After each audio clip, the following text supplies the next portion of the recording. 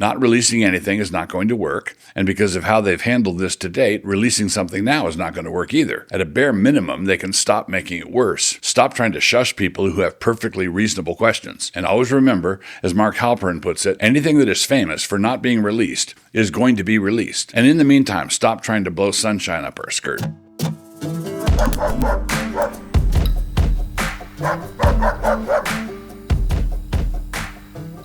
So last week, the Trump DOJ announced that somehow or other, they had decided to get a lot of Epsteinian egg on their collective face. Official observers were divided as to what kind of egg it was, or how many eggs were involved, but egg on the face is most certainly what it was. So over the weekend, on All Things Epstein, the president chided some in his administration as though they were squabbling children in the back seat, and threw his full-tilt support behind Pam Bondi.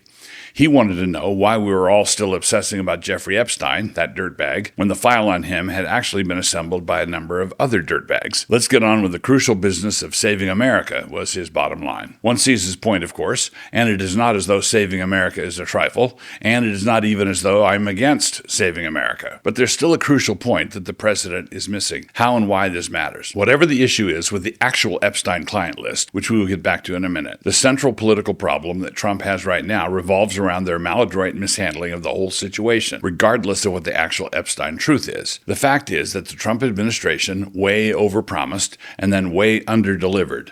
They hyped the coming revelations like the third angel was going to pour out his vial on the rivers and fountains of waters. Don't you remember the drama about getting files from the New York FBI office? Don't you recall the kabuki theater surrounding the official nothing burger binders for influencers? And don't you recollect Pam Bondi saying the list was on her desk at the insistence of the president? This was not a set of expectations created by the previous administration. During the campaign and in the early days of the administration, nobody was saying what the president is now saying. We need to remember that the file on Epstein was assembled by bad actors. No, they were not saying anything like that. And then the president brought in men like Patel and Bongino, who were promising to keep the heat on, blow the lid off, and assorted other revelatory metaphors. In other words, the expectations that have now been disappointed were expectations that were pitched very high in the first place by Trump's own team. Trump's base wanted to be fed that particular kind of red meat, and they were in fact fed that red meat. But then the administration managed to underdeliver in a way that made them look just like the kind of swamp creatures that they'd come to Washington to fight. Their brand had been to fight just the kind of thing that this now looks and smells like. The issue is not Epstein himself. He is dead. The issue is the brand. If there is no list of bad guys, then they had no business promising what they did in the way that they did. If there is a list of bad guys, then they have no business withholding it from us now. This is one of those binary things, and it is a big deal either way. And either way, the admin has to own the wrong, whatever it was, forthrightly and straight up the middle. Was it the overpromising? Or the under-delivering, or both? What won't cut it is anything like this can't be egg on our face because people drowned in Texas. The reason this is such a big deal is that a huge part of Trump's victory was driven by a very large number of people who had had it up to their chins with being lied to by all the officials in their lives. The ruling elites must think that we are mushrooms. They keep us in the dark and shovel manure over the tops of our heads. And at a certain point, you have to understand that all the lies start to merge in everyone's mind. Each one simply becomes one more drop of falsehood in an ocean of mendacity.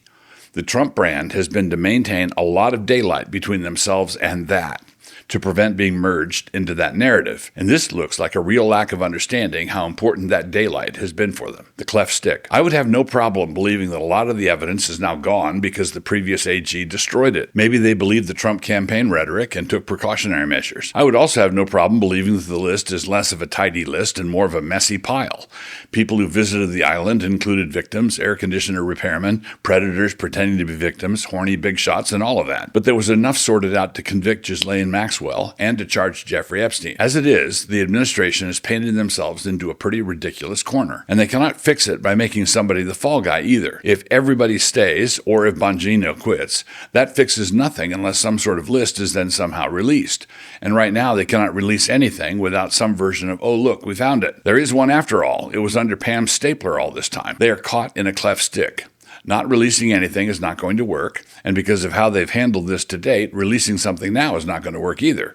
It is honestly hard to know what they can do at this point. At a bare minimum, they can stop making it worse. Stop trying to shush people who have perfectly reasonable questions. And always remember, as Mark Halperin puts it, anything that is famous for not being released is going to be released. And in the meantime, stop trying to blow sunshine up our skirt. Speaking of which, the fallacies of distraction aren't helping either. When Pam Bondi talks as though the public is somehow looking for the release of sex tapes, this isn't helping her case at all. No responsible person is asking for that. What people are interested in is whether or not powerful people who were guilty of really bad stuff are being protected. That's it. You know, all the people who did things like what the royal family apparently believes that Prince Andrew did. Why does the royal family think that? What were they looking at? Was Prince Andrew really the only one that we know about? And so then, on top of this box of fruit, somebody decided to place a couple of extra clusters of grapes. Let's calm the conspiracy bros down by releasing a jail surveillance tape with a missing minute. And then changing the metaphor, because I'm already done with grapes, somebody brought even more oxygen to the fire with this business. Quote, metadata embedded in the video and analyzed by Wired and independent video forensics experts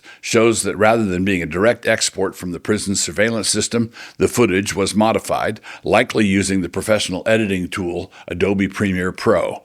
The file appears to have been assembled from at least 2 source clips, saved multiple times, exported, and then uploaded to the DOJ's website where it was presented as raw footage. Wired. If you wanted to have a calming effect, you should not have done anything that would get all the chimps jumping. Some options and possibilities. Now here are some of the possible logical options, just some basic ones. I'm just laying everything out on the table, and so we are not really evaluating them yet. I certainly don't believe all of these are even likely, and some of them are laugh-out-loud redonkulous. But here they are, arranged in ascending order, from the most friendly to Trump to the least friendly. I'm afraid that I'm going to have to ask you to limit yourself to just one. This is not an all-you-can-eat buffet. Option 1. Trump has taken to playing chess in the 17th dimension again. He has the list in his possession and has decided to use it to blackmail all those evil deep state actors, making them help him advance his agenda. My, how the turntables. If the deep state plays dirty, then MAGA can play dirty back. Option 2. There is in fact a list, but Trump discovered that the corruption it reveals was so massive and so widespread, and on both sides of the aisle, that to release it would introduce absolute chaos into the halls of Congress. This absolute chaos would make it impossible for him to accomplish what he intends to accomplish. Since his policies are so important to him for the good of the country, he believes the list needs to be smothered with a pillow. Option 3.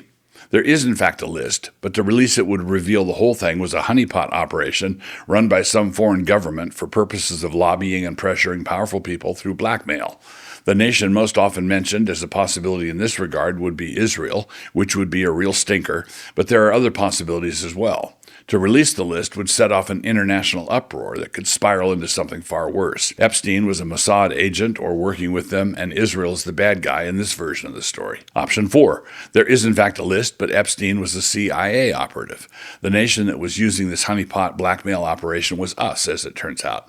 But if Epstein was an operative, and please remember that he got a sweetheart prosecution deal back in 2008 because of his supposed intelligence connections, then that would immediately raise questions about all his dealings everywhere and with everybody, not just the sex stuff. If Epstein was CIA, then we are the bad guy in the story, and there would be lots and lots of connected stories, most of them having to do with rogue intelligence agencies and various dirty deeds. Option 5. There is in fact a list, and Trump is on it. This is not really plausible, because if that were the case, the Biden administration would most certainly have used it against Trump instead of all those ridiculous prosecutions. Option 6. There is no list, but the Trump campaign bought into conspiracy theories hard, or did not buy into them, but nevertheless cynically used them to advance the goals of the campaign. So during the campaign, they talked as though the list were both hot property, and releasing it would be a done deal. But once elected, they went to the vault, opened it, and like Geraldo that one time, found nothing there. To their credit, they then came out and said that this is what they had discovered. This is more or less Eric Erickson's take. This is one of the logical options, but one of the things that makes it seem so implausible to me and to so many is the apparent reluctance to own up to the Trump team's complicity in feeding the hype in the first place. Another thing that makes it seem implausible is that the Bongino and Patel statements on all this come off like some kind of hostage video. Whether they stick by the president or not, they both of them look like really uncomfortable men. Option 7. There is no list, but there were so many bad actors doing so many bad deeds, and there were so many cover-ups and so much confusion confusion, and the whole thing was swathed in so many lies that the previous administration sure made it seem like the Epstein files contained an almost infinite amount of dirt. And there really are mounds of dirt to be gone through, but no organized list, and it is all very confusing. They would need 1,000 special prosecutors to produce a list. Comment number 1. Some of these options could be combined, like number 3 and number 4, and then some number 2. This would mean that the backroom pressures to keep everything under wraps could be coming from a combination of compromised donors and political allies on the one hand, and national security guys on the other. There's a broad vista here for those who like to mix and match. Comment 2. For the anti-Israel contingent, they need to be limbering up because they might have to engage in some interesting contortions. If it turns out to be number 3, then they will have to ignore which Israeli admin it started under, which Israeli agency ran it, who authorized it, and so on. It will just have to be the Jews. But if it is number 4, they will have to do the reverse, saying that some renegades, suitably pinpointed, betrayed the noble American ideal. They will have to deal in specifics. But for Prince Andrew, it will just be those dirty Americans. Make America gullible again. It has been well said that you shouldn't believe anything coming out of Washington until it has been officially denied. That may be an adage worth remembering here. And keep in mind, as you ponder all the foregoing, that this is a story that changes every 15 minutes or so. So where do I land when it comes to all the options mentioned above? If you ask me directly, as I guess you just did, I would say that I think option number 4 is the most plausible. A few others are possibilities in my mind, e.g. 2 and 6, but the options I don't believe would be any account that assumes that the government has come clean on the whole thing, and that we now know everything that they know. I may have been born at night, but it wasn't last night.